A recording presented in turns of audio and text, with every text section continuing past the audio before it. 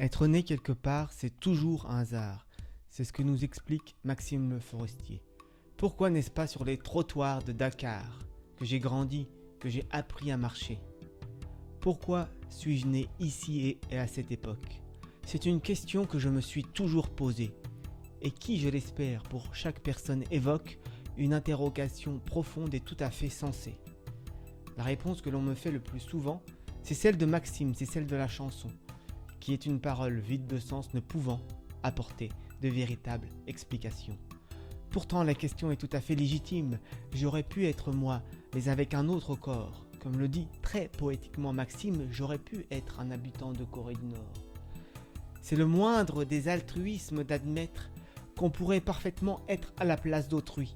Ne pas le faire, c'est pour l'autre personne omettre une conscience dont on croit donc avoir l'usufruit.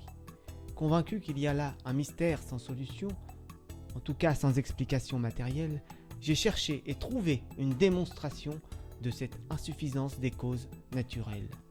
Pour satisfaire aux exigences de la science, j'ai eu l'idée d'utiliser un phénomène personnel, privé, mais dont l'existence ne pourrait être niée par quelque énergumène. À savoir la certitude d'avoir mal, la douleur, qu'avec tant de conviction chaque personne abhorre, qu'elle fait bien attention de ne pas aggraver l'ampleur des coups qui seraient portés au niveau de son corps.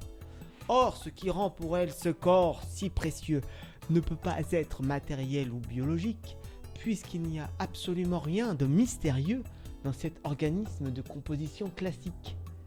Hélas, malgré la grande évidence que constitue cette réalité de l'insuffisance du corps, je ne peux que me sentir très abattu de voir que beaucoup ne sont toujours pas d'accord. Mais quel est ce monde étrange et désolant, en train de périr par excès de convoitise, dominé par un obscurantisme insolent et bientôt dépassé par l'étendue de sa bêtise?